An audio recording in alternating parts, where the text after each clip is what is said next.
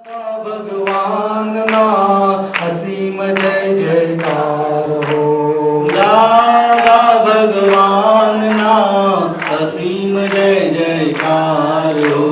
दादा भगवान ना असीम जय जयकार हो।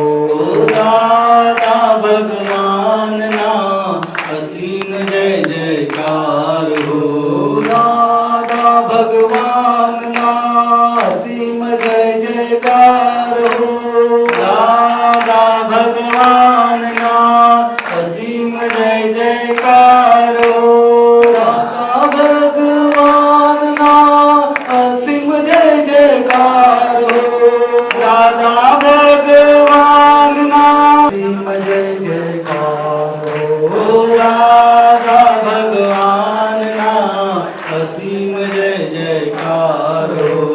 दादा भगवान ना असीम जय जयकार हो। दादा भगवान ना असीम जय जयकार हो। जय सच्चिदानंद।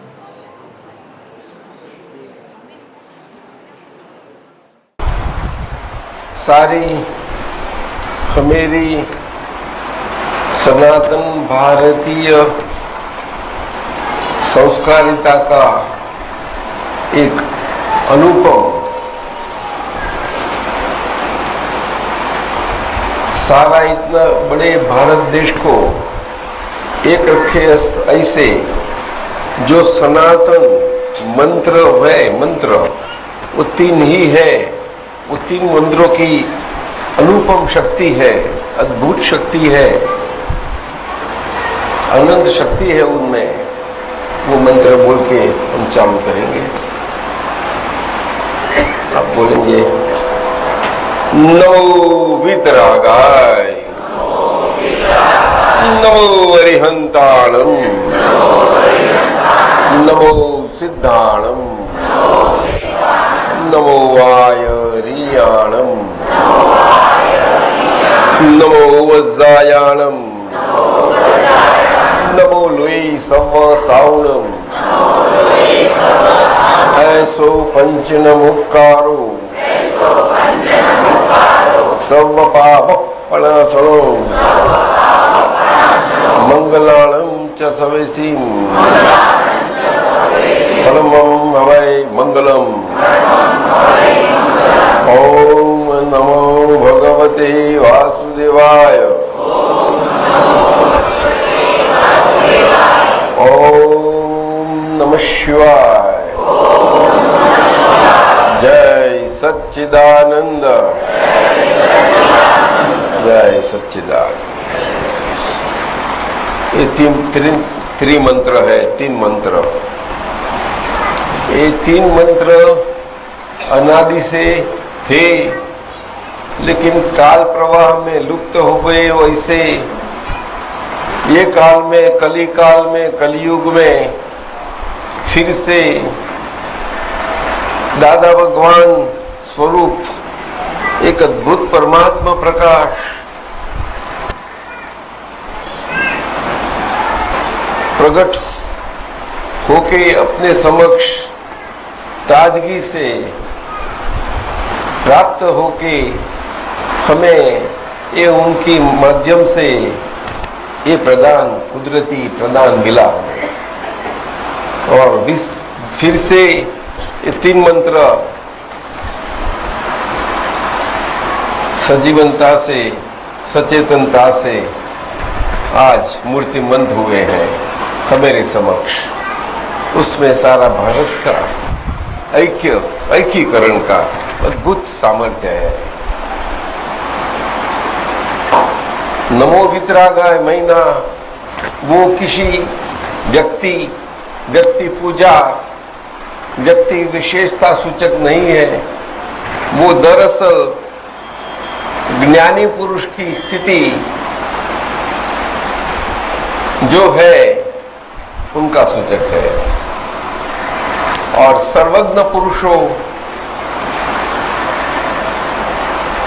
हमारे वहां हुआ करते हैं, लेकिन काल के अनुरूप वो बनता रहता है इस ढंग से इस सर्वज्ञ पुरुषों को, और उनके साथ वो सर्वज्ञों से प्ररूपणा की हुई ऐसी अपना सनातन धर्म आर्य संस्कार वाली वितराग जो विज्ञान स्वरूप है, इस धर्म को अनुसरण करने वाले ऐसे महापुरुषों के नमस्कार है। सभी महापुरुषों के नमस्कार है, सभी महापुरुषों के हैं। मनुष्य का शरीर भगवान नहीं हो पाता, लेकिन जो भगवान स्वरूप सारा प्रकाश जो है परमात्मा का, वो मनुष्य के शरीर में व्यक्त हो सकता है, ये सिद्धांत है। और ये सिद्धांत के अनुसार अपनी भारतीय संस्कृति की ये सनातनता है। इसलिए नमो वितरागाय और वो नौकार महामंत्र जिसमें 5 सभी पुरुषों के नमस्कार है। साधु पुरुष नीचे से लेकर अरिहंत सर्वोत्कृष्ट वहां तक है, और बीच में ऐसे वितराग पुरुष जो मनुष्य देह से ही आत्यंतिक मुक्ति पाए हुए ऐसे सिद्ध लोग, उन्हें नमस्कार है। जो हमारे अंदर अंतर्गत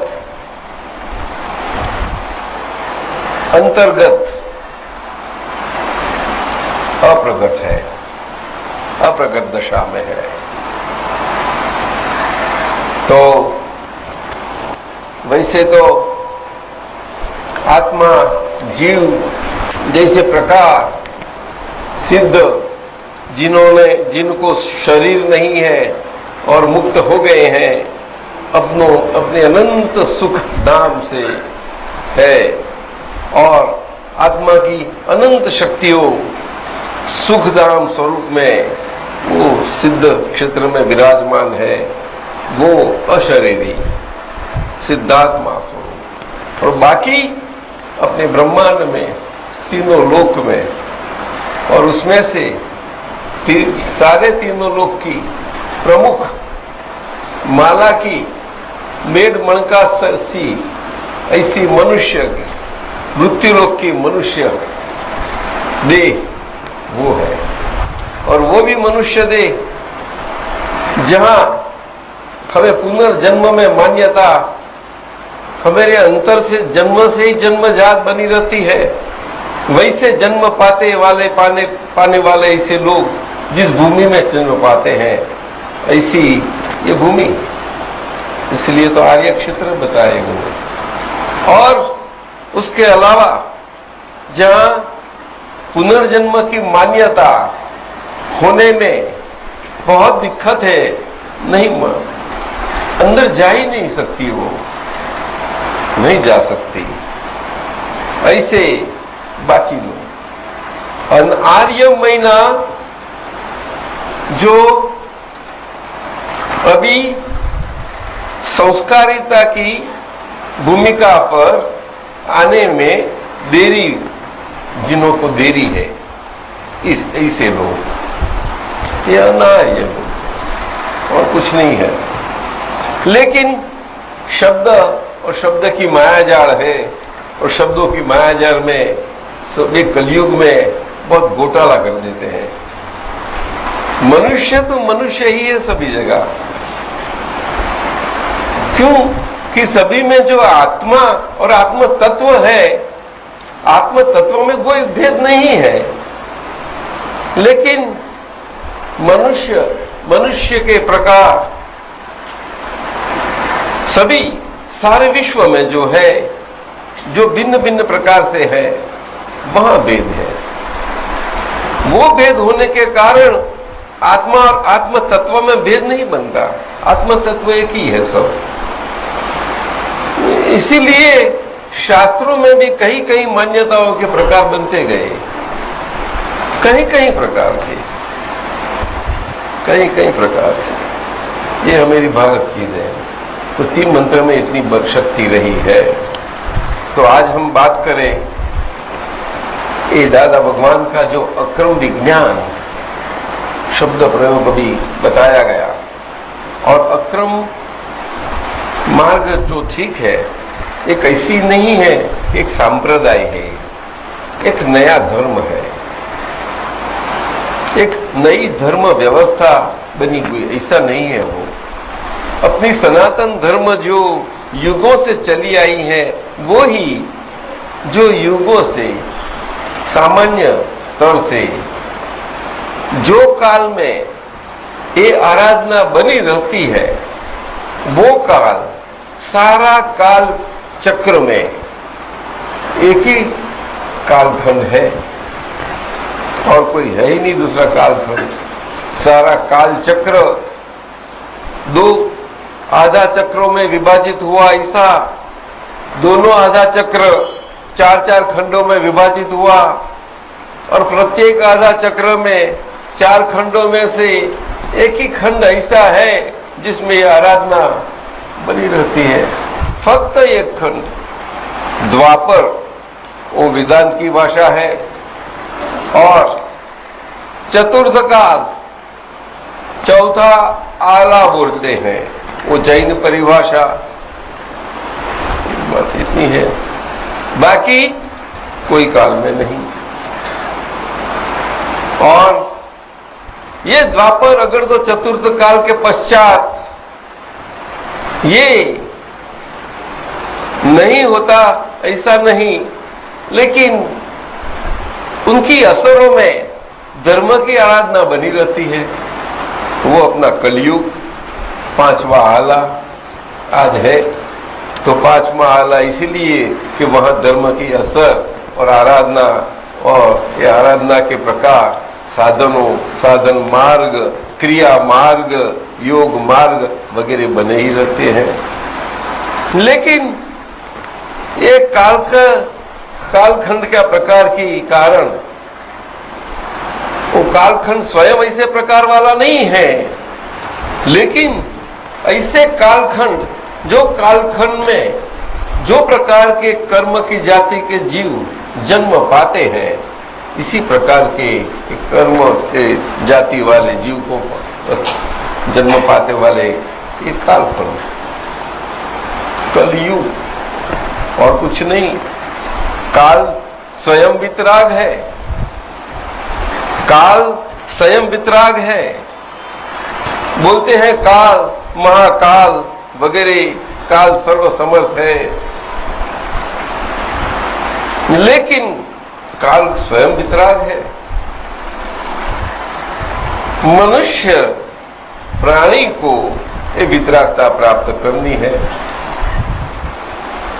कि जिससे वो काल से, जो काल से बंधे हुए हैं, वो बंधे हुए काल से मुक्ति पा सके। बंधे हुए काल महीना ऐसे कर्म के प्रकार, जो कर्म के प्रकार के कारण वो काल स्वयं वितराग होने के बावजूद वो काल से बंधा गया है। स्वयं काल ने उनको नहीं बांधा है, लेकिन स्वयं काल में बंधा गया, और उन्हें हमेशा भविष्य की चिंताएं बनती रहती है। हमेशा कल क्या बनेगी, थोड़े समय के बाद क्या बनेगा, मेरा क्या होगा, ये सब बनता ही रहता है। कितने बड़े योगी हो, सन्यासीन हो, त्यागी हो, तपस्वी हो, आचार्य हो, तो ये सब पद है, वो संसारी पद और साधु सन्यासीन पद में फर्क तो जरूर है, लेकिन जो फर्क है, वो फर्क उनका जो हेतु काल के अनुसार बना रहता था, वो हेतु के आधारित पर नहीं बना रहता। वो काल खंड में कर्म की जाति के प्रकार से वो बदल जाता है। हेतु सारा बदल जाता है, पलटी खा लेता है। जो उल्टा हेतु है वो उल्टा हो जाता है। जो क्रियाएं त्याग पश्चात, संसार से संयम ग्रहण करने के पश्चात सुलटी प्रकार की होने के लिए ये त्याग लिया, संयम लिया, वो कारण से उनके शरीर जो साधन था वो साधन भी ऐसा था, साथ देने वाला, ऐसा साथ देने वाला साधन से वो अपना सुलटा हेतु से वो सारी क्रियाएं जो संसार के प्रतीति की थी वो उनके अंदर के ब्रह्म के प्रति बनी रहे। इस ढंग से वो साधु धर्म में रहता है, वो संयम मार्ग है। अहिंसा परमो धर्म, ये भारत भूमिका का हार्द है, केंद्र है। लेकिन वो अहिंसा क्या, वो वितरागों के बिना और कोई नहीं बना पाता और बता पाता। वितराग और वितरागों की भाषा में जो अहिंसा, जो धर्म का मूल है, वो जो बताई गई है, वो मूल स्वरूप से एक भाव हिंसा से रुके, इस प्रकार से वो अहिंसा का प्रकार है। और वो इसीलिए संयम लिया जाता है। और वो संयम लिए हुए ऐसे संसारियों को मार्गदर्शन देते चले जाते हैं। और ऐसे मार्गदर्शन प्राप्त हुए संसारी सभी जीव अपनी अपनी तरह से उन्हें बताए रास्ते से संसार में जिस ढंग से वो ये उसमें रह सके, इतने ढंग से वो रहते हैं। इतना फर्क दोनों में बनता है, त्यागी और संसारी दोनों में।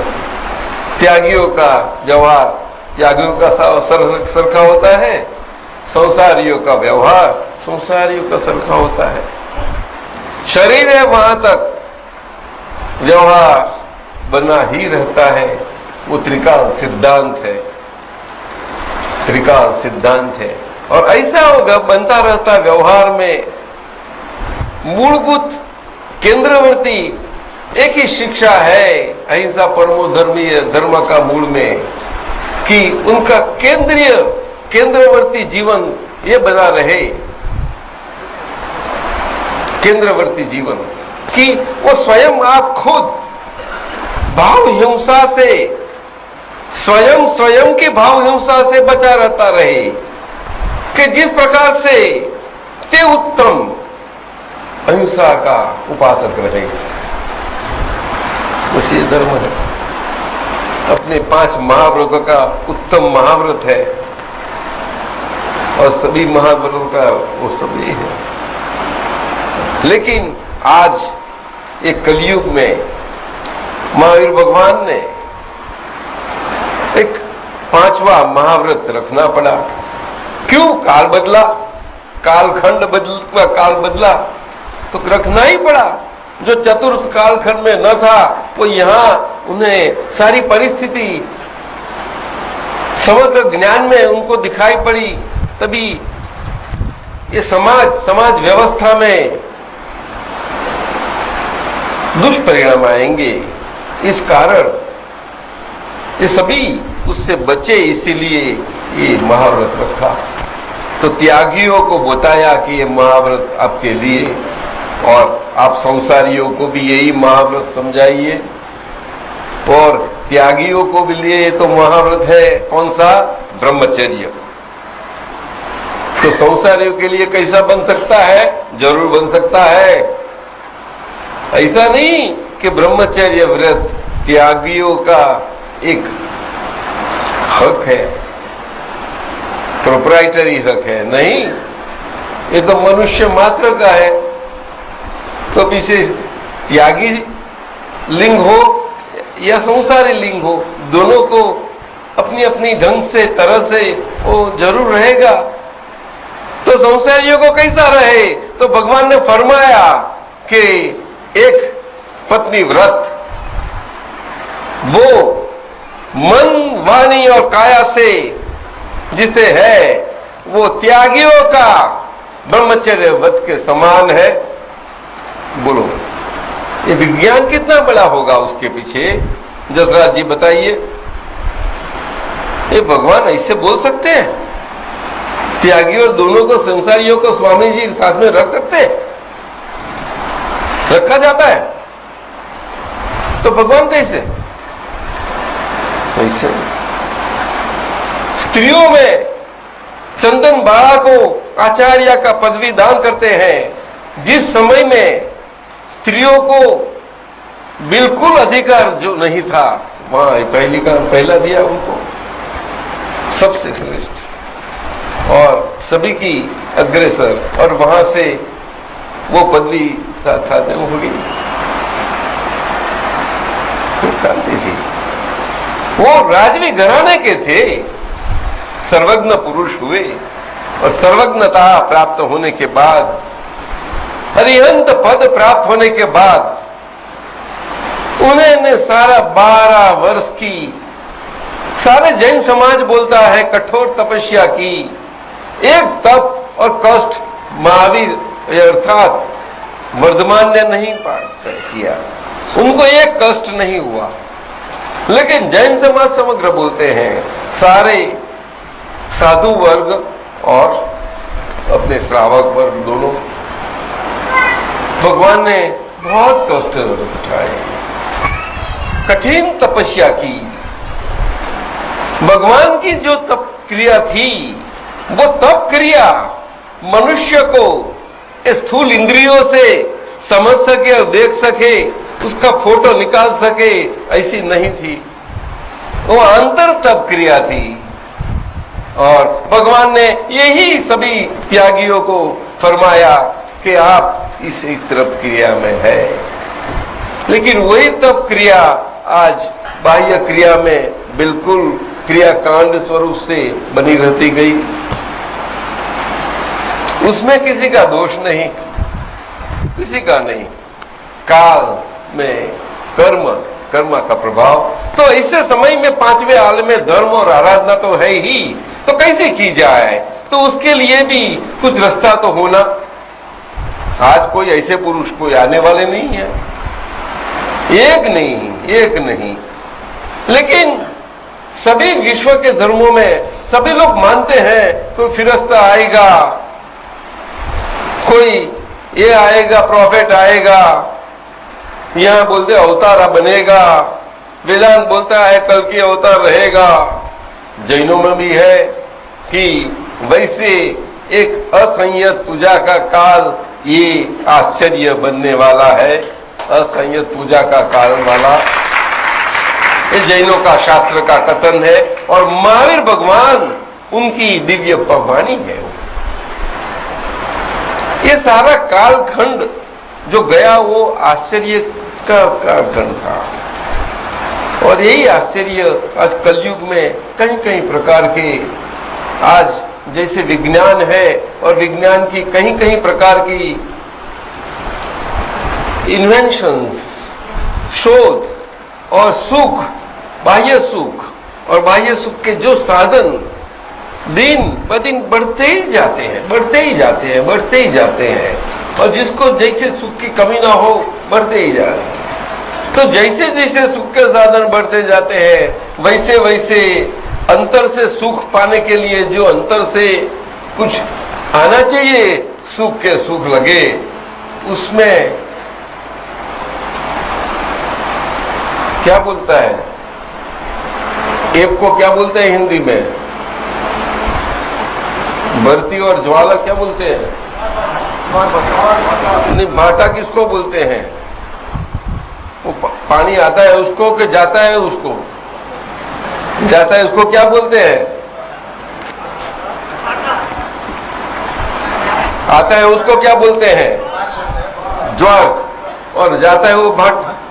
हाँ तो ऐसा बन जाता है, ये बन गया आज तो क्या करे, कलयुग है ना, कलयुग का काल ऐसा बना, क्या करे, दोस्त तो है ही नहीं, तो उसमें कुछ ऐसा आना तो चाहिए ना, कोई संदेशा, तो आया, तो ये काली टोपी में निकले, मास्टर, आज तो वो देश सदेह तो है ही नहीं। 1988 में उनकी देह अवस्था से तो देह अवस्था ने विदाई ले ली, उन्होंने विदाई नहीं ली, उन्होंने फरमाया है कि हम ये आप माने कि हम जा रहे हैं, हम कहीं जा सकते नहीं, हम यहाँ आपके पास ही रहेंगे, सबके साथ, सबके साथ रहेंगे और सबके अंदर।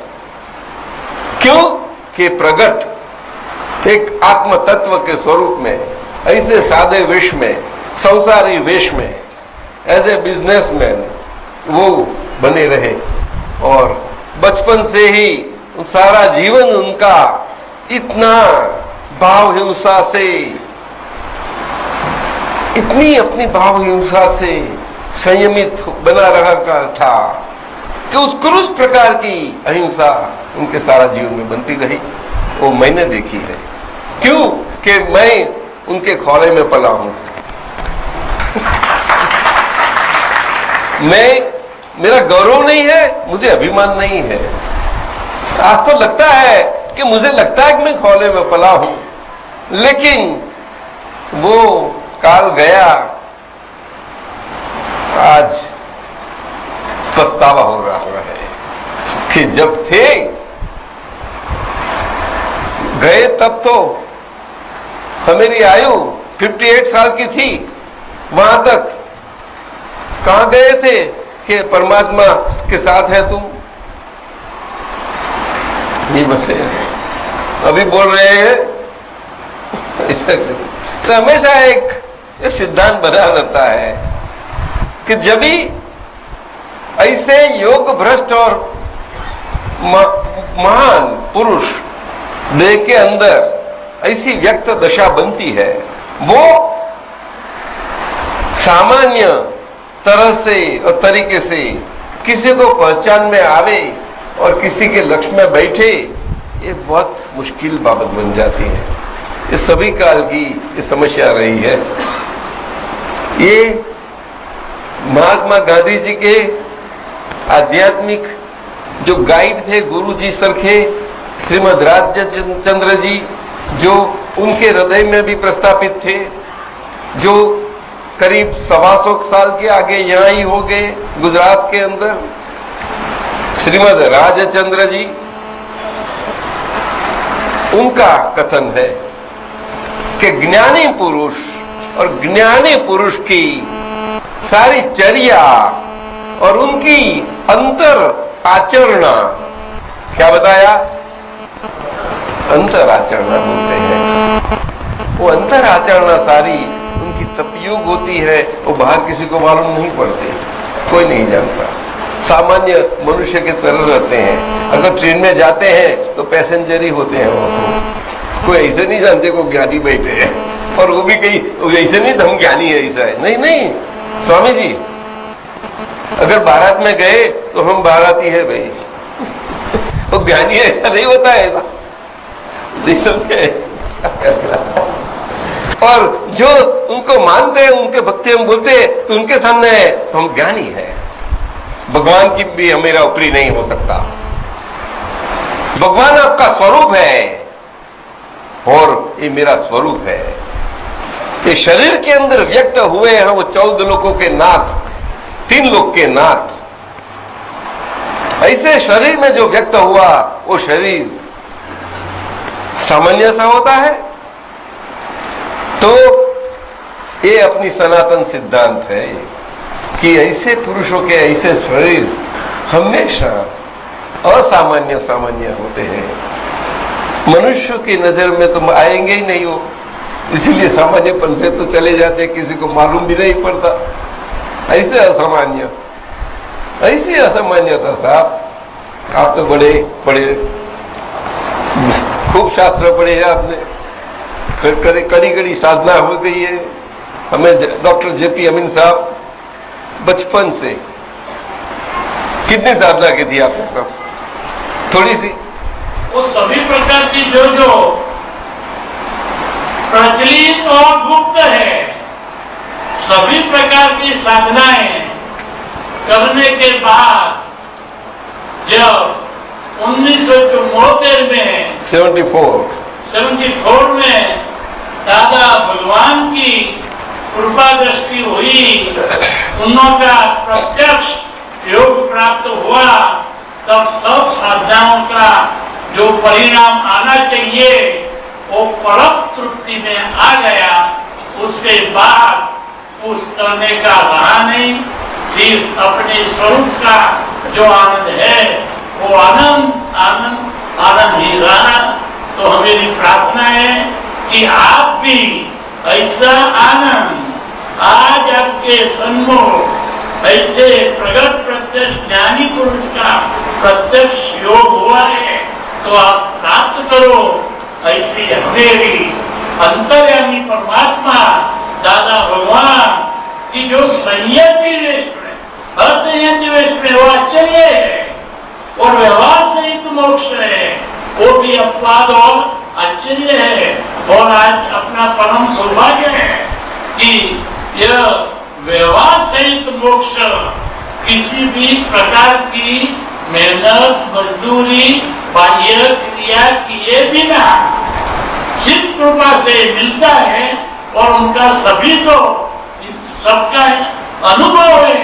इसलिए सब बम्बई से इधर आके आपके जो रिश्तेदार है वो 3, 4, 5 दिन 1 महीने अगौ से भावना बचते हमको जैसा सुख मिला ज्ञानी पुरुष की कृपा से, वो हमें जितने हैदराबाद में रिश्तेदार है सभी को कैसा मिले उसके प्रयत्न में लगे हुए थे और आज वो साफल्य प्राप्त हुआ।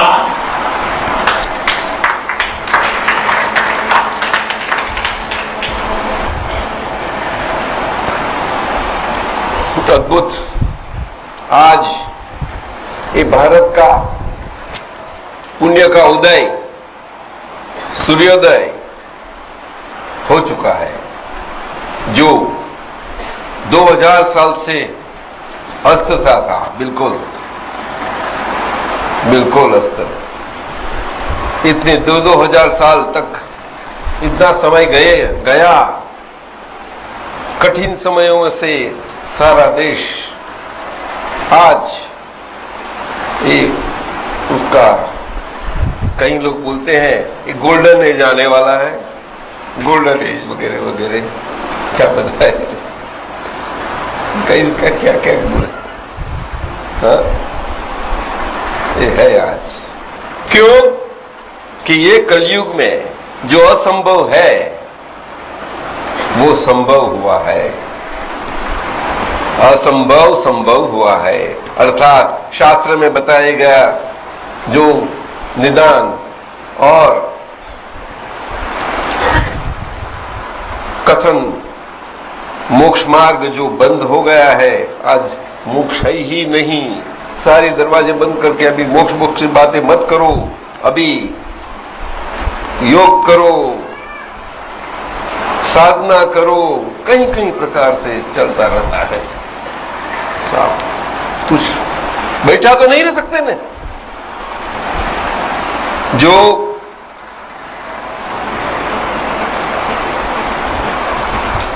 अपना सूखा पड़ा धन धान्य कंटिन्यू सूखा पड़ता जाता है, मिलता नहीं है, राशन हो गई, क्या करे। और हमें बिना अच्छे वो गेहूं के सिवा नहीं हमें जमता, मुंह में जाता नहीं, क्या करें साहब, क्या करें। तो क्या भूखा रहे, वो रेशन कार्ड लाओ भाई लाओ, देखो थोड़े तो सड़ेले नहीं से ना ऐसे अभी तू साफ करे खाओ, कुछ करना तो पड़ेगा ना, खाना तो पड़ेगा ना, क्या करेगा। तो कैसा भी करके पेट भरो। हाँ ऐसा समय क्या करें, अच्छा नहीं मिले तो। लेकिन काल आया है, काल आया है। जिन्हों को साधन और साधन का मार्ग है जिन्हों के पास, और जिनके हृदय में है, उनके लिए ये मार्ग भी आ गया है पक्का व्यवहार में। और जिन्हें मुक्ति पाना है वो मार्ग भी आज खुला है दोनों प्रकार से। ऐसा ये असंभव संभव बना है। साधन मार्ग जो सहेतुक वाला जरूरी है, वो सहेतुकपना ये कलयुग में, कलयुग के प्रमाण से सारी अपनी सनातनता का पूरा समान समेत अच्छी ढंग से आज ये दादा भगवान के माध्यम से बड़ा अच्छी ढंग से निकला है सारा व्यवहार मार्ग, वो भी विज्ञान स्वरूप से। आज पढ़े लिखे बच्चे पूछे आरती ये करो, ये देव देवियां वगैरह करो, तो कोई पढ़े लिखे बच्चे तो पूछते हैं कि करते हैं, जरूर आप बोलते हैं। तो आज की पीढ़ी इतना आसानी से नहीं करेंगे, तो पूछेंगे उसका मतलब, उसका अर्थ, और हमें समझ में बैठे तो हम जरूर करेंगे, लेकिन हमें समझाओ उसका उसके क्या है और इतनी भिन्नता क्यों है। स्वामी जी गलती है, भिन्नता क्यों है पूछने लगेंगे ना, क्यों भिन्नता करते हैं आप? क्या सन्यासियों के लिए तो सबको गुजर को नहीं जानता है भिन्नता? जीवन तो है सबके पास, खाली जाने तो सही, भले संसार में रहे तो संसारियों को मार्गदर्शन देने वाले के पास ये मार्गदर्शन होना जरूरी है कि मार्गदर्शन सही दे। बस यही बात बनी। लेकिन संसारियों अगर इतना उनके पास साधन सही रहे और सही साधन से और संसार में सही धर्म के प्रमाण के से साथ के रहे, तो उनको मार्गदर्शन देने वाले अपने मार्गदर्शन के मार्ग पथ पर अच्छी ढंग से रहेंगे। वहां व्यापार सा संसार तो नहीं बैठेगा। लेकिन दुख की बात बन जाती है, बहुत दुख की बात। दादा भगवान ने फरमाया उनके अनुभव के प्रमाण से सभी जगह एक किसी प्रकार का बिना पक्षपात से नजर रखे कि सारा जन जीवन है, अगर देखा जाए छोटे से छोटे मनुष्य सभी प्रकार से तो बड़े से बड़े सभी स्तर समाज के सभी जगह हम संसारियों की बात करते हैं तो क्या देखा गया? तो आज उनके जीवन रूपी व्यापार में, जीवन रूपी व्यापार जो है उसमें धर्म ही नहीं है। स्वामी जी, जो जीवन रूपी व्यापार है, जीवन व्यापार नहीं है। सच्ची बात हो, आप चार्टर्ड अकाउंटेंट हैं, उसका ऑडिट कुछ उसके लिए कोई आता नहीं है, खाली घाटा तोटा। मेरा घाटा कैसा तो मुनाफा बन जाए दिखाओगे, पक्के मेरा घाटा मुनाफा में लगा दो ना, क्या करें? तो जीवन ये मामूली चीज है। मैं छोटा सा छोटा आदमी हो, एक चोर हो, चलो, लेकिन क्या करें, उनके पास एक धंधा आया है, अभी वो रिस्की बिजनेस नहीं है, वो आसान है धंधा। आप क्या बोलते सर, सच्ची बताइए? तो दिक्कत वाला है ना? कितना दिक्कत वाला है, कितना रिस्की है? बोलो ने साहब।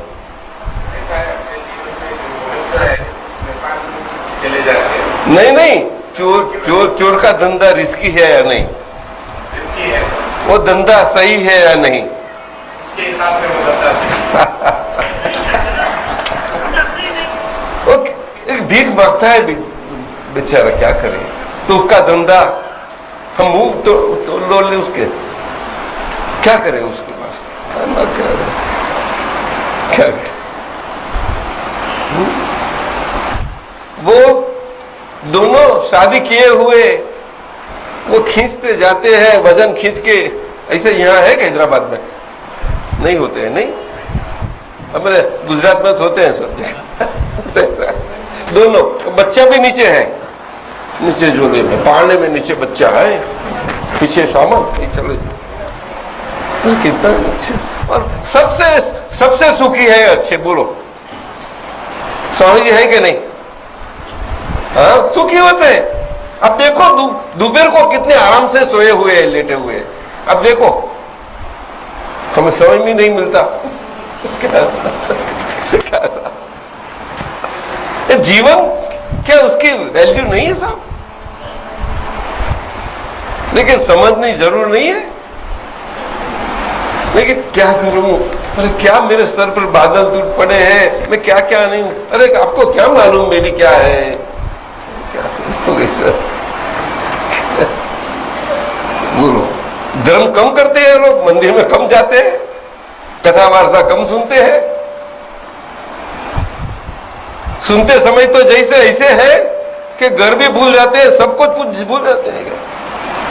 अरे कितनी अच्छाइयां की साहब।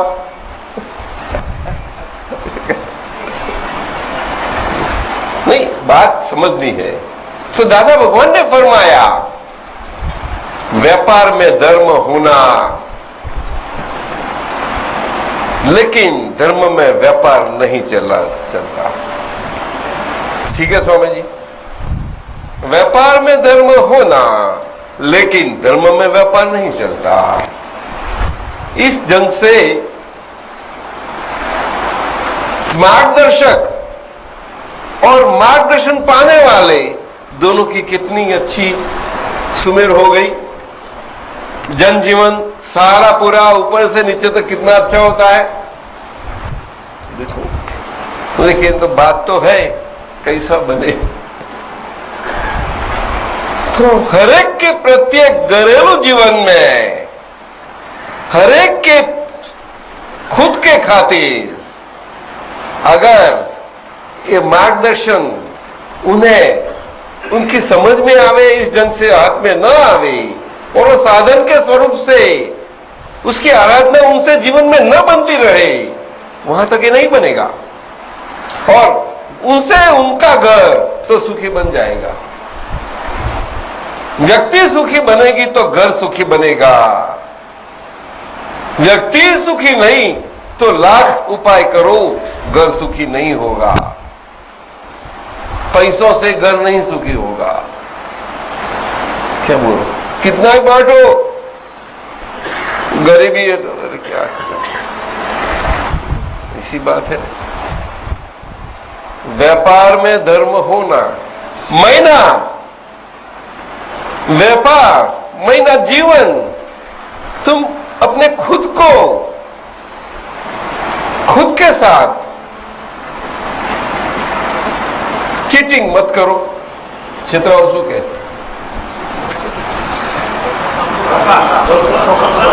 खुद को धोखा मत दो, इतना तो करो, वहां तक तो समझो। दूसरों की बात करते रहते हो और खुद की तो कोई मालूम ही नहीं किसको। ये लोग ऐसे करते, वे करते, ऐसे करते, सब करते, एक करते, मैं करता हूं। तो क्या जैसा मॉर्गेज का क्या सब मॉर्गेज हो गए हैं, ऐसा सब बोलते नहीं, क्या बोलते हैं, ऐसी बात है। एक छोटा सा प्रश्न मैं करूंगा बीच में। जरूर बोलो, जरूर बोलो। आपने अभी अभी फरमाया कि पैसे से आदमी सुखी नहीं होता है। ना ऐसा नहीं, मैं बोलना लक्ष्मी थोड़ा सा जो मैं समझा, हाँ, कि सिर्फ पैसे से आदमी सुखी नहीं होता है। लेकिन आज के इस अर्थ प्रधान युग में अगर पैसा न हो तो आदमी, मैं समझता हूँ कि पूर्ण सुखी नहीं हो सकता। वो बात अलग है, ये बात अलग कही। उसमें ऐसा नहीं बताया एक पक्ष से कि भाई पैसा से, ऐसा मैं नहीं बोलता। लक्ष्मी को पूरा आदर करते हैं, इसीलिए तो लक्ष्मी का स्थान रखा कि व्यापार में धर्म होना चाहिए। व्यापार क्या चीज है? आप आफ्टर ऑल बिना लक्ष्मी व्यापार है कहां भी? और बिना लक्ष्मी जीवन है किसी का? सीधी बात हो गई। लेकिन धर्म के समेत है, बताइए सच्चा है? आप ज्यादा टैक्स नहीं भरो, लेकिन थोड़ा तो भरो।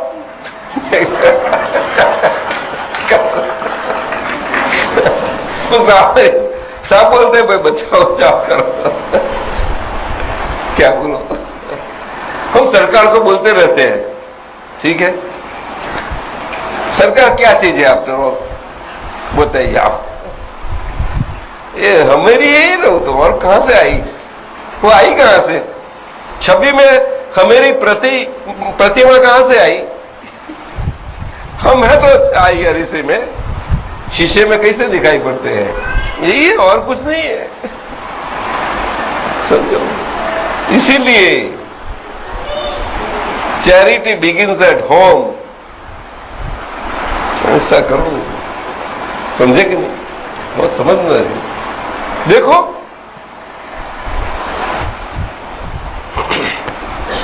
भगवान के समय भागवत में ऋषभदेव जी का उल्लेख है। अपना जैन दर्शन में तो सभी में आप जानते हैं कि ऋषभदेव जी प्रथम तीर्थंकर है, आदिम। तो उनकी उपवास तप काल, तपस्या काल के पश्चात और पारणा का समय जो बनता है, तो पारणा कैसा बनता है? उसमें वो पारणा तो समाज तो था, तभी भी था। समाज में कोई जानता नहीं था पारणा कैसा किया, क्या क्या, कोई जानता ही नहीं था ना।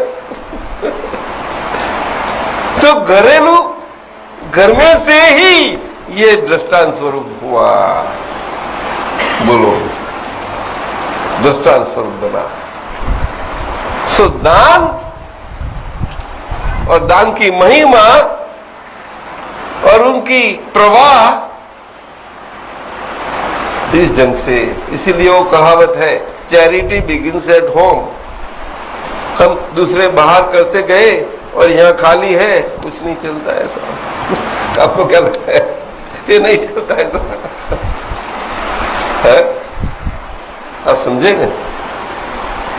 बना बिना सेल्फ इंटरेस्ट, कोई दूसरों की इंटरेस्ट का संभाल नहीं कर सकता।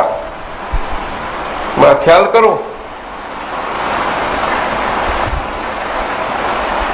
उत्तम स्वार्थी ही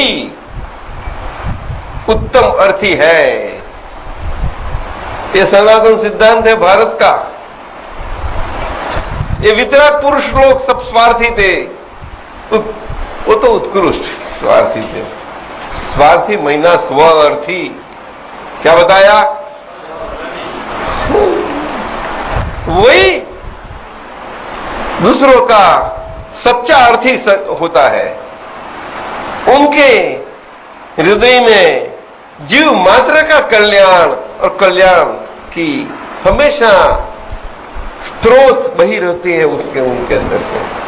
उनको कुछ करता नहीं पड़ता, बना ही रहता है। सूर्य नारायण को अपने खुद मेहनत नहीं करनी पड़ती और कितना जीवन बना रहता है। देखो आप, देखो बोलते हैं गरम गोला है, क्या करें? साइंस की अपनी मर्यादा में ठीक है, लेकिन मर्यादा में हो तो, अगर मर्यादा के बाहर गया तो पॉइजन हो जाता है। साफ होता है कि नहीं? ये तो सिद्धांत है, वो सिद्धांत है। जो घी शरीर को इतना तेज देता है, ओजस देता है, वही वो ओजस खींच भी सकता है। अगर वही घी का उल्टा प्रयोग हुआ तो पानी के साथ ऐसा ऐसा पानी रख के ऐसा ऐसा करो, ऐसा देखो। लेकिन आज एक काल में सबको इतनी जिज्ञासा, उल्टी सी जिज्ञासा, उल्टी ही जिज्ञासा चाहिए। अगर मैं सुखी रहा और मैं सुखी बना तो मेरे आसपास वाले कोई दूसरा नजदीक का है वो भी उसको सुख का महसूस ही होगी, अगर मैं ही सुखी हो तो। नहीं तो दूसरे को कैसे महसूस होगी। मुझे ऐसा बोल रखने का भावना रखने की जरूरत नहीं है मैं दूसरे को सुखी करूं। तू तेरे देखने के तू सुखी है कि नहीं, है कि नहीं। ये साधना है साहब, ये धर्म है, ये धर्म आराधन है कि नहीं। धर्म आराधन ये है। साहब एक प्रश्न। और जरूर पूछो, आप पूछते रहो, मुझे बुलाते मत रहो। अगर कम बुलाओ तो मुझे बहुत आनंद रहेगा। अभी थोड़ी देर पहले आपने फरमाया था वो ऐसा करता है, वो ऐसा करता है, वो ऐसा करता है। आदमी स्वयं को नहीं देखता, दूसरों को देखता है। उसके स्वभाव में जो ये बात रहती है, क्या स्वयं का स्वभाव बदला जा सकता है? मैं आपसे ये पूछना चाहता हूँ। देखिए बस जरूर, अब मैं समझ गया आपका प्रश्न। स्वभाव महीना वृत्ति, क्या बताया? वृत्ति समझते हैं आप? वृत्ति एक ऐसी चीज है शरीर के अंदर, हर एक शरीर के अंदर अपनी अपनी बनी रहती है और अपनी अपनी वृत्तियों से हर एक बना हुआ है अपना जीवन से। और इसी ढंग से वही हर एक अपनी अपनी वृत्तियों के प्रमाण से वो रहता है। वो वृत्ति ऐसे हो गई है कि वो बहिर्मुखी वृत्ति है। कैसी है? उनका मुख उल्टा है, उल्टा। कैसा है? और वो मालूम ही नहीं मुझे, तो मैं क्या करूं? मुझे इतना तो मालूम होना चाहिए कि मेरी वृत्ति वो अंतर्मुख स्वरूप होके मेरे तरफ होनी जरूरी है, केंद्रित। समझे कि नहीं? तो मैं ये जीवन में मैं खुद को भी थोड़ा समझ तो पाऊंगा और मेरा रास्ता नापना है वो सही ढंग से नापा जाएगा। मैं तो जहां तक ठोकरें खाता जाऊंगा, स्टम्बल हो देख के चला, इसीलिए ना मैं खुद देखते चलता तो वो पत्थर की मुझे ठेस नहीं लगती। और पत्थर का कोई ऐसा गिल्ट नहीं है तो वो ठेस लगवाता है हमें, वो लगवाता है तो किसको लगती है? और हम गालियां किसको देते हैं? अरे ये बात हो गई। तो ये पत्थर तो पत्थर है, लेकिन ये सब जीवती मूर्तियां हैं ना, ऐसी है साफ, तो वहां संभालो वहां संभालो, यहां अंतर आ गया। ये धर्म आ गया, नहीं समझे? ये धर्म अगर हुआ तो ये समाज, घर पहला तो पड़ोस, घर सभी जगह उसका वो बनेगा। आपको आपके समाज में बनेगा, आपकी कम्युनिटी के में सब जगह बनेगा। समझे ने? आप समाज में एकत्रित होकर करते अच्छी बात है।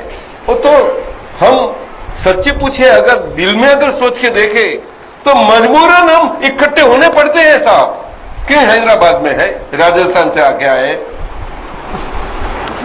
हमारे राजस्थान छोड़ के आए हैं, बहुत मेहनती लोग हैं, बहुत कठिन। तो कष्ट बहुत पाया है ना राजस्थान में, कोई आपने कहाँ पाया है? तो आपने कितनी जनरेशन आपने तो देखा ही नहीं कुछ तो देखा है? आज 50 साल के आगे क्या मालूम है आपको? इसी बात है आज है? ये उन लोगों थे, देख मालूम पड़ता होगा। वहां देश में जाना था, क्या क्या थी, आज क्या है? ये बात है, सब समझे ना? ये बात है और कुछ है ही नहीं। हमेशा आज हम कथा वार्ता धर्म जो जिसको बोलते हैं वो सांप्रदायिक दृष्टि से जो बना रहता है वो भले बना रहे, लेकिन वहां मार्गदर्शन सही होना बहुत जरूर है। उस सांप्रदायिक दृष्टि का मतलब यह ना हो को विभाजितता होती जावे, बिल्कुल नहीं। क्यों साधु समाज हो, कोई भी हो, किसी भी ढंग से हो, विभाजित पड़े क्यों हो? तो नहीं होना चाहिए, कभी भी नहीं। साधु शब्द बहुत पवित्र है सर। साधु शब्द सामान्य नहीं है, पवित्र शब्द है, और उनकी पवित्रता बनी रहे बहुत जरूरी है, बहुत जरूरी है। उनकी पवित्रता इतनी है कि वो बोलते, चालते, फिरते, वस्तु चीज लेते, रखते, इतनी उनकी अलर्टनेस बनी रहती है। वो साधु पुरुष है, उसका एक एक शब्द में इतना जोखिम पड़ा है, कई लोग उससे ये होते हैं। तो इसीलिए साधु धर्म के आसान बात नहीं साहब, समझे कि नहीं? हाँ जी, धर्म वो चीज है जो हमें कभी गिरने नहीं देता।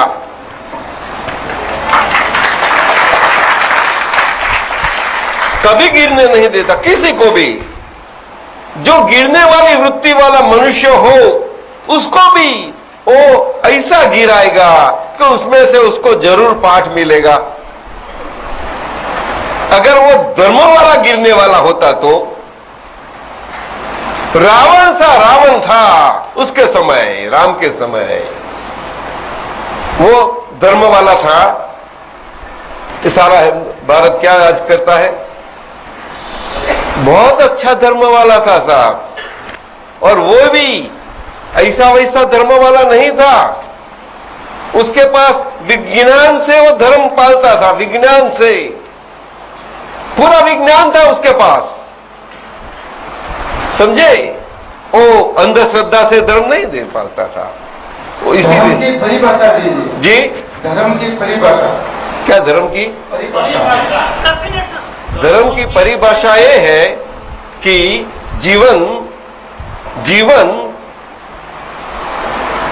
रचनात्मक बना रहे, खुद का और खुद के कारण से घरों में और सभी समाज में उसका वाइब्रेशंस ऐसे बनते रहे। वाइब्रेशंस मालूम है ना आपको? वाइब्रेशंस मालूम है कि नहीं? क्या बोलो? आंदोलन। वो आंदोलन बोलने से, क्रिया से नहीं बनते, ये समझ लो आप। आंदोलन तो ऐसा अंदर से एक स्टेशन सर का है, बहुत एक स्टेशन आंदोलन भेजता ही रहता है हमेशा, प्रत्येक मनुष्य का। बहुत पावरफुल वो ट्रांसमीटर है, बहुत पावरफुल। एक एक मनुष्य आपको समझ में आता है? आता है? एक व्यक्ति 2 गुलाब के छोड़ है प्लांट, उसके पर 2 व्यक्ति अलग अलग प्रकार की विचारों की धाराओं के आंदोलन उसके पर उनके रहते हैं। इनके एक के सृजनात्मक है, उसको पौधे पोषणात्मक है, और दूसरा उसको विसर्जनात्मक है। तो ये जो खिलेगा गुलाब का प्लांट बहुत अच्छा सृजनात्मक, और वो इतना ही सरखा है, फिर भी वो बिल्कुल टूट जाएगा। देखो, उसने कुछ किया नहीं है तो होगा, ये तो प्रयोग से सिद्ध किया जाता है। तो मनुष्य प्राणी से क्या क्या नहीं बनता, बोलो? समझ में आता है मेरा बात? ये इसको धर्म ऐसा बोलते हैं। शिव धर्म, विष्णु धर्म, जैन धर्म, वो धर्म बरोबर है, बरोबर है। मेरा परिभाषा नहीं, मेरा सब में धर्म अलग यूज हो जाता है। नो, दरक हरकत नहीं है, लेकिन वो समझने की जरूर है, ऐसा बोलते हैं। आप वैष्णव हो तो भले हो, लेकिन उत्तम वैष्णव बनो, इतना बोलना आप समझे कि नहीं? एक उत्तम वैष्णव होने के नाते फिर भी आप उत्तम भारतीय नहीं बन सकते, बोलो ने? यही बात है। तो वो धर्म, उत्तम वैष्णव होने के नाते आप एक उत्तम भारतीय बनते हैं तो एक उत्तम शिव कैसा भी हो उसको अनादर नहीं करेंगे, करेंगे शिव वाला को, बोलो ने। जैनी वाला है उसको अनादर करेंगे। एक ब्राह्मण है वो जैनी को बोलेगा आप जैनी है, जैनी है वो ब्राह्मण को ब्राह्मण है। ऐसा कैसा हो सकता है? उसको धर्म बोलते हैं? बोलिए ना आप, उसको धर्म बोला जाएगा? धर्म इसको बोला जाएगा कि एक ही घर, एक ही धरती पर, एक ही धरती के एक ही मान्यता वाले, पुनर्जन्म की मान्यता वाले, अलग अलग पंथ वाले हैं, फिर भी पुनर्जन्म की मान्यता को दोनों की सही है कि नहीं? बोलो, है कि नहीं? हाँ, हर एक मानते तो है ना कि जैसे करेंगे वैसे भरेंगे, बोलो ना। बोलते नहीं आप। तो है बोलने करनी वैसी भरनी, वो तो सबको मालूम, इसको धर्म बोलते हैं। तो ऐसी करनी करो कि जे भरनी अपना सुख देने वाली हो।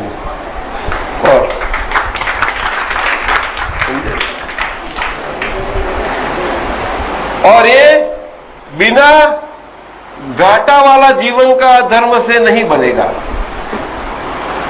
अब समझे कि नहीं?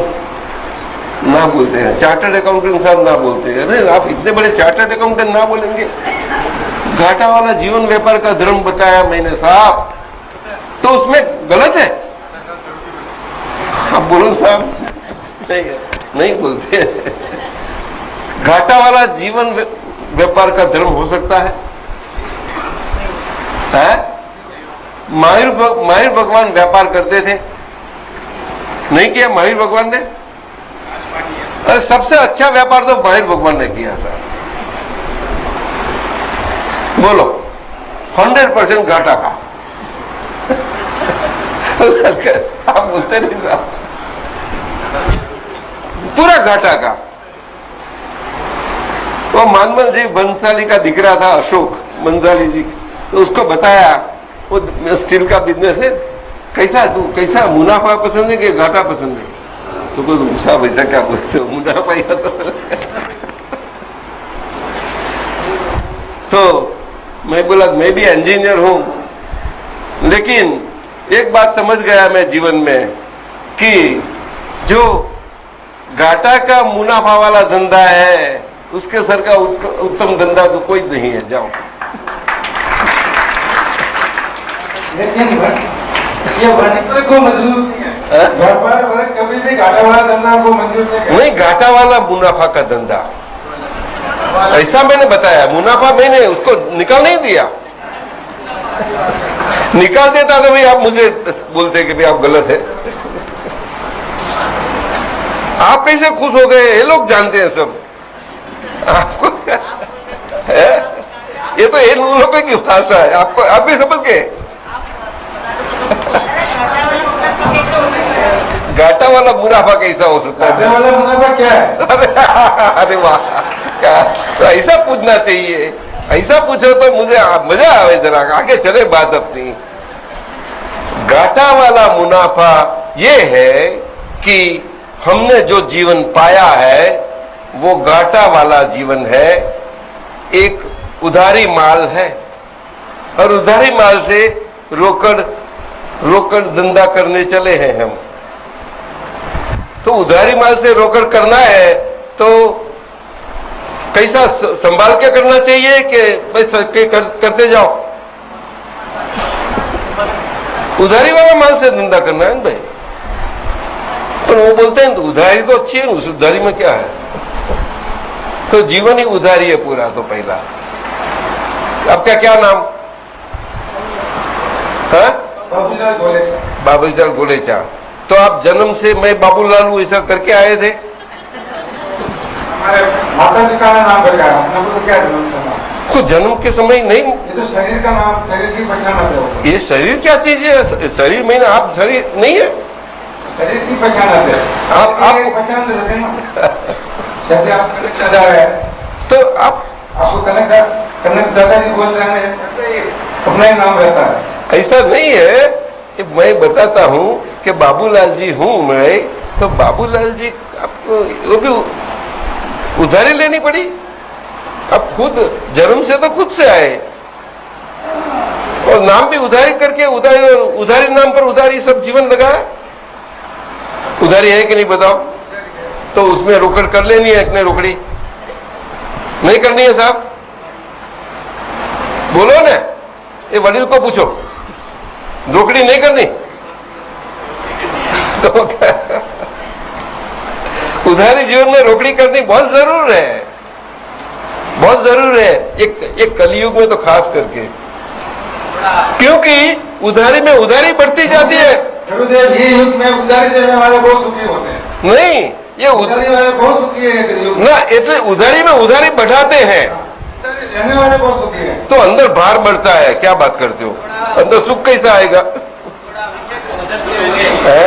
थोड़ा विषय को बदलते हुए हाँ बोलो। मैं दूसरे विषय पे शांति शांति शांति शांति। सब पूछते हैं कुछ, हम विषय चेंज करो अभी। मन और आत्मा में क्या फर्क है?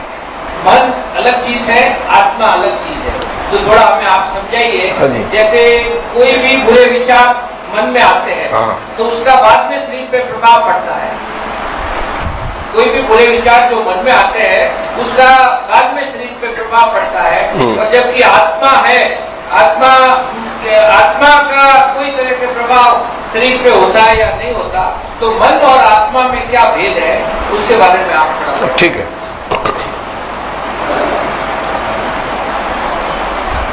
मन वो स्वयं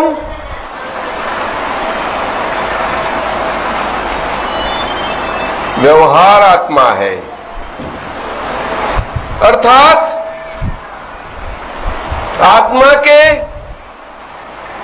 आत्मा की जगह एक सत्ता पाया हुआ आत्मसत्ता वाला, ऐसी स्थिति वाला मन, वो व्यवहार में एक यात्री है, यात्री आत्मा। अब समझे? तो जो मूल आत्मा है असल, वो हमेशा कायम का मूल आत्मा ही है। कायम का समझे? कितना ही जन्मों उनका जावे, फिर भी वो आत्मा ही रहता है, उसमें कुछ नहीं होता। मन से हिंसा कर लेते। तो ये मन क्या चीज है? तो मन अगर आत्मा नहीं है तो मन में इतनी शक्ति ताकत आई कहां से? तो ये मन वो ही एक आज आत्मा की स्थान लिया हुआ रिप्रेजेंट करता आत्मा है। समझ में आया? रिप्रेजेंट करता। इंग्लैंड का राजा तो वहां बैठा है, या वाइसरॉय है, उसका रिप्रेजेंट करता यहाँ बैठा है, तो वो यहाँ राजा बन गया नहीं साहब? इसी बात है, मन ये है। इसीलिए सभी शास्त्रों में और धर्मों में, सभी धर्मों में, सभी धर्मों में, कोई धर्म में नहीं बताया गया ऐसा नहीं कि मन वो ही सब कुछ है।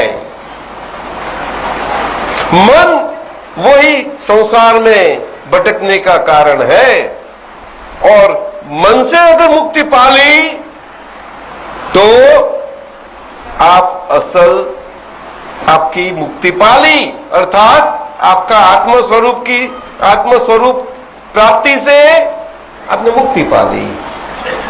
और उस तब अब मन से मुक्त हुए।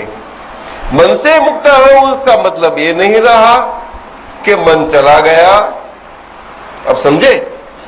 शरीर नहीं, वही महीना शरीर है वहां तक।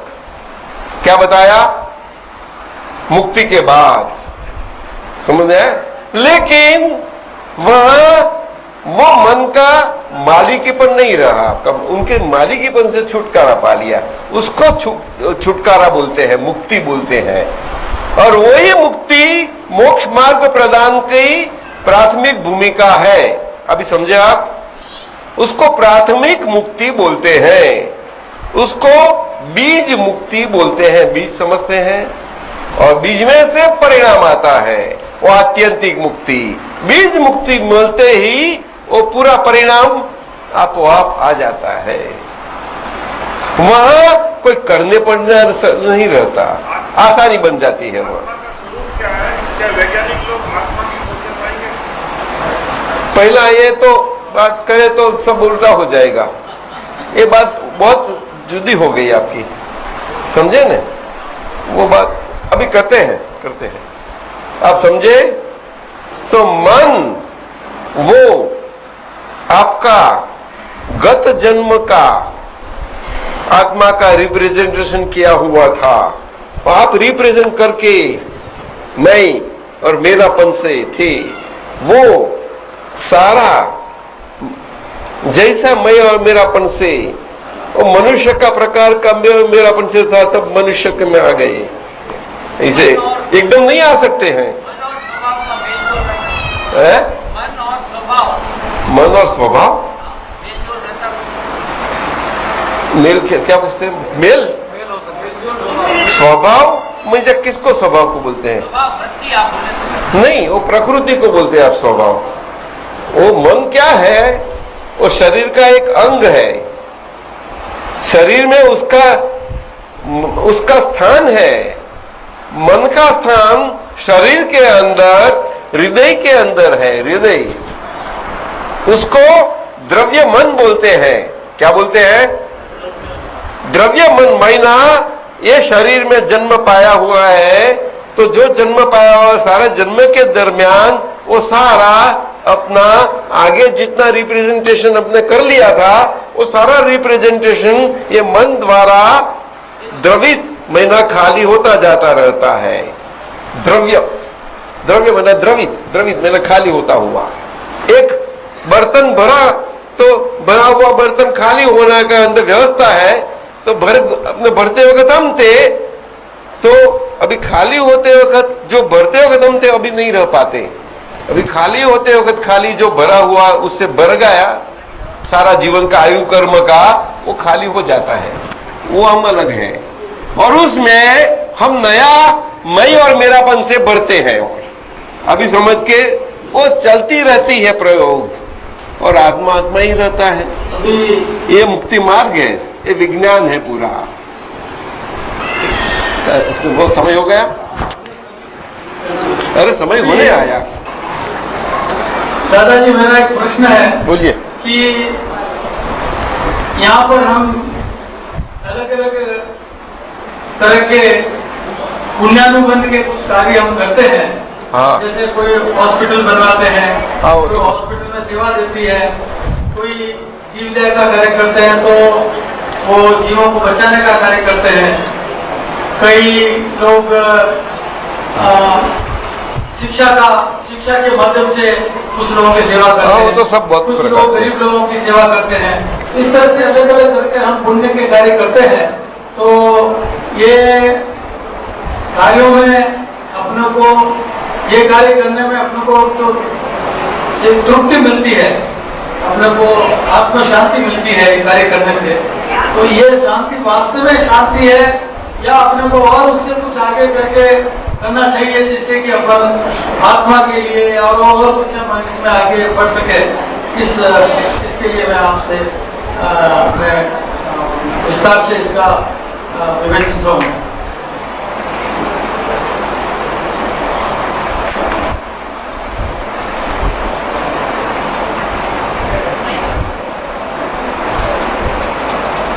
ये आपने जो बताया वो सब समाज सेवा के सारे कई अंग होते हैं समाज सेवा में, और जिसके प्रकृति के स्वभाव में जो आया इसे करते रहते हैं, उसमें कोई वो तो है ही। और ये देश में भारत में करते इसे नहीं हो तो सभी जगह बनता रहता है। वैसा भारत में भी बनता ही रहेगा, वो तो सभी जगह होगा। लेकिन भारत देश एक ऐसा देश है, वो भूमि का प्रकार अलग है सारा विश्व में दूसरों देशों से। उसमें बहुत अब गौर से सोच के विचार करना पड़ेगा आपको, खुद को जानना है। अब जानना है तो कहो, तो बताओ। और पीछे गौर से सोच के विचार करना कि उसमें सही है या नहीं। आपको जो सही लगे वो रखना, नहीं लगे वो नहीं रखना। भारत देश वो कर्म के करने वाले की भूमि है। क्या बताया? बोलो ने। वो आपको कैसा लगता है? वो ठीक बात है? बोलो ने। नहीं कोई बोलते। ठीक ही लग रहा है, ठीक ही लग रहा है। उसके अलावा बाकी के जो देश है जहां पुनर्जन्म की मान्यता ही नहीं, वहां मनुष्य तो सभी जगह है, अपना जीवन है, अपना सरकारी सब जीवन तो बना ही रहता है। वो मनुष्य सरकारी जीवन बनने वाला है, वो तो जाहिर बात है। लेकिन वहां कर्म के ऊपर आधारित वाला देश नहीं है, लेकिन ये बाहर की इंद्रियों के आधार पर से, इंद्रियों से चलता शरीर और उनके ऊपर से सारा उनका जीवन चलता है। इस प्रकार के मनुष्यों का देश है वो। उसको भोग भूमि बोलते हैं। भोग भूमि क्या बोलते हैं? भोग भूमि। और एक कर्म जाति वालों देश वालों के लिए कर्म भूमि बोली जाती है। क्या बताया? कर्म भूमि। तो ऐसी भूमि का प्रकार रहता है, बड़ा महत्व का डिफरेंस है वो। कर्म भूमि और भोग भूमि वो बहुत समझने योग्य है। कर्म भूमि में आप भोग नहीं भुगतान करते, ऐसी बात नहीं है, लेकिन मुख्यतः यहां सारा जीवन कर्म और कर्म के कर्तृत्वपण पर है। और जो भोग है जीवन के अंदर के, उसका भुगतानपण है, उसमें नहीं है। जीवन जो मिला है और जीवन के अनुसार जो हमें भुगतानपण मिला है, उसमें रहना ठीक है या नहीं हो? बताओ मुझे। ठीक है।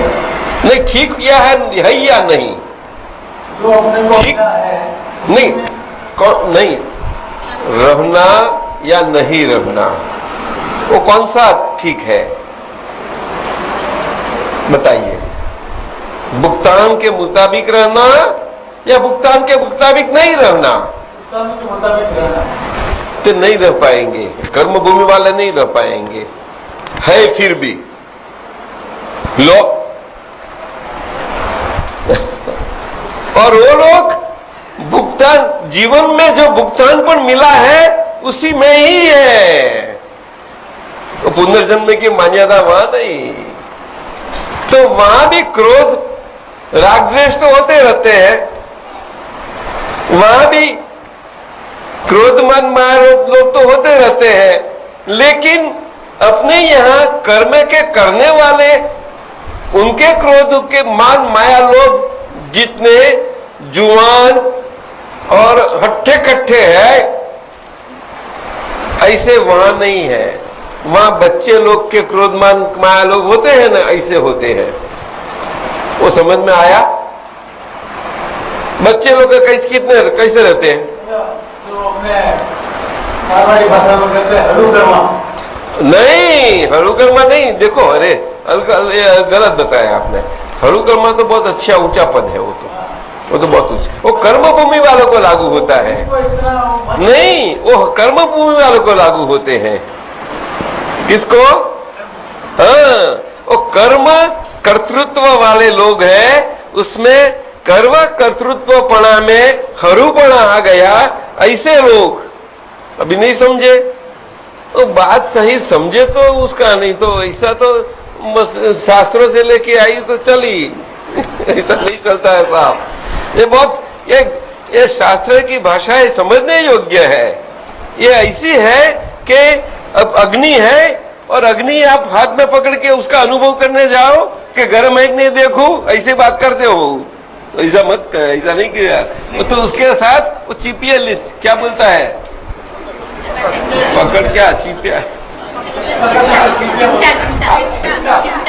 तो आप मारवाड़ी में चमचा बोलते हैं उसको, चमचा तो चमची को बोलते हैं, चिमटा, तो चिमटा से पकड़ना चाहिए, पीछे ऐसा देखना चाहिए। गरम लगता है तो यहाँ गरम लगेगा, लेकिन हाथ को लगाएंगे जलेगा तो मालूम ज्यादा पड़ेगा।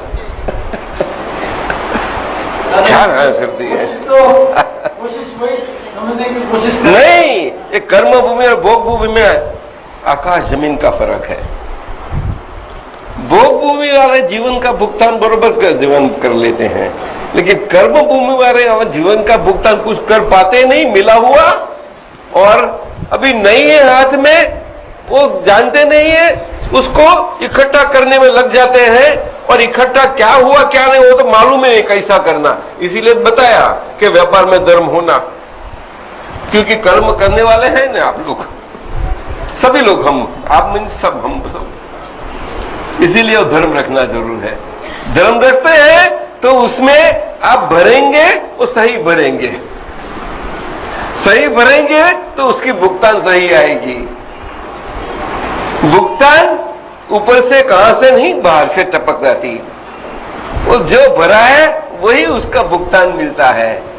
इसीलिए भर कैसी जैसी करनी वैसी भरनी, ऐसा बोले, समझते हैं। तो कॉलेज में करके क्या पढ़ते हैं आप लोग, यूनिवर्सिटी में क्या पढ़ाते नहीं लोग, शाला में कुछ पढ़ाते नहीं, और जैन पाठशाला में भी नहीं पढ़ाते, नहीं साफ समझते, सोचते चीज, जीवन क्या कीमत नहीं है उसकी, समझना योग्य है। इसीलिए आपका प्रश्न कि हम पुण्य का काम करते रहते हैं, वो तो सही है, वो तो सब मानते हैं और करते रहते हैं, तो जैसा माने वैसा चलता रहता है। वो मानना ही चाहिए ना कि मैं पुण्य का काम करता रहता हूँ, वैसा काम करके ऐसा तो उन्हें नहीं मानेगा कि मैं उल्टा काम करता रहता हूँ, वो सही बात है, लेकिन उससे शांति मिलती है बोलते हैं, वो तो जो इसको शांति अंदर से मिलते हैं वो एक खुद ही जाने ने, दूसरे बाहर वाले कैसे जानेंगे बताइए ना, नहीं जानेंगे, कौन एक दूसरे को दिखा बताएगा। इसमें शांति तो हम जो करते हैं आपको थोड़ा शांति मिलती है। नहीं, आपकी बात नहीं करता हूँ, सामान्य बात है, ये कोई व्यक्ति की बात नहीं है। आपने जो प्रश्न तो सामान्य किया है क्या, आपके खुद के लिए किया, हाँ, तो जवाब ऐसा ही होना, और हमेशा सामान्य बात करनी अच्छी है, किसी को बुरा तो न लगे नहीं, अच्छी बात ऐसी होनी चाहिए। तो किसी को ऐसा नहीं हुआ कि मेरे पर एलिगेशन किया, ऐसा नहीं, और आप लोग केस नहीं करवाएंगे, नहीं तो केस करवा लेंगे, आप तो करवाएंगे बड़े लोग तो कोई बात नहीं करते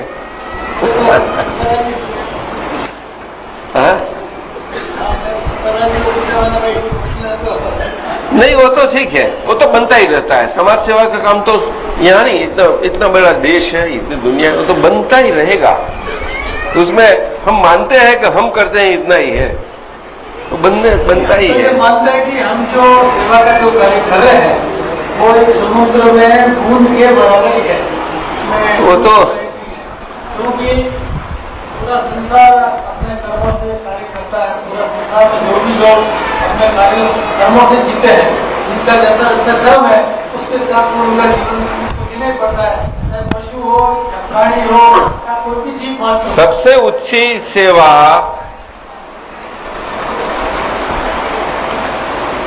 ये है कि हम कुदरत के विरुद्ध जीवन बताए, वो सेवा जो कर सके उसके सरखा दान और कोई बड़ा नहीं रहेगा। जाओ, अगर आप मनुष्य हो तो जाओ, अब देखो, अब सोचो, खुद के जीवन में सोचो, कुदरत के विरुद्ध क्या बताया, जीवन की कोई क्रिया ऐसी न बने, आप दान भी क्रिया भी करो पर कुदरत के विरुद्ध न बने, इतना देखना, बस इतना बात है और कुछ है ही नहीं। आप समझे? आपकी मानी हुई मान्यता के रूप से है वो ठीक है, लेकिन कुदरत के अरूप होना वो बहुत बड़ी बात है। उसमें कुदरत के कायदे, कुदरत, नेचर, लॉज ऑफ नेचर, ये जाननी जरूर है और बहुत कॉम्प्लिकेटेड नहीं है। ये मनुष्य की कायदा बुक बहुत कॉम्प्लिकेटेड है और आपकी इनकम टैक्स की तो बहुत कॉम्प्लिकेटेड है, नहीं है कि शादी हो गई सिंपल है इसीलिए सब आपके पास आएंगे कॉम्प्लिकेशन तो है। और दूसरी कोर्टों की कायदी बुक बहुत खराब है, इतनी कॉम्प्लिकेटेड है। क्या कहे कि सोना है उसका पित्तल भी बना सक जाता है और पित्तल उसका सोना भी बन जाता है, सब बन जाता है ऐसा।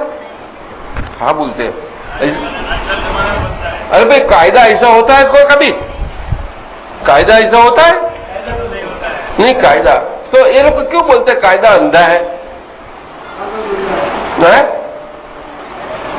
और पट्टी क्यों लगाते हैं? क्योंकि जो होना चाहिए वो नहीं होता है। अरे वाह, तो मनुष्य का सारा जीवन ऐसा गया? आप प्रश्न करते हैं अभी क्या करूं मैं? कोई किसी को विचार भी नहीं आता, इतना बड़ा लोग कम से कोई बीजे कम थोड़े पड़े इसलिए तो ये तो ऐसा ही रहेगा, वो था और ऐसा ही कायम का रहने वाला है। उसको कोई ज्यादा सोचने की कोई जरूरत नहीं, खुद की सोच लो। आपने प्रकृति का जो आपने कहा कुदरत का जो कायदा, अपनी खुद की सोच लो, बस खुद की सोच लो। हम हमें सोचे, दूसरा उनकी संभाले, जो संभाले उनकी, सीधी बात। एक बात है वो अमीन साहब जानते हैं, वो क्या है, वो यात्रा रुक गए थे तो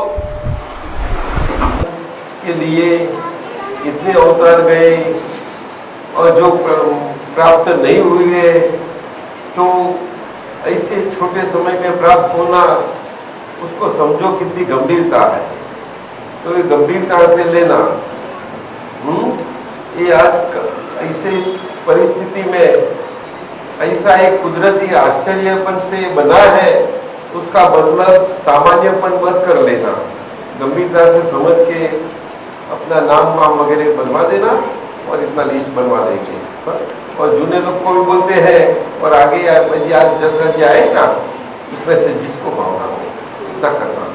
और कल भी 9:30 से 11:30 जो सत्संग होगा उस दरमियान भी दीपकानंद जी और भरतानंद जी वहाँ बैठ के वो टेबल रखेंगे बाहर उधर सामने ही, वहाँ लगते ही रहेंगे।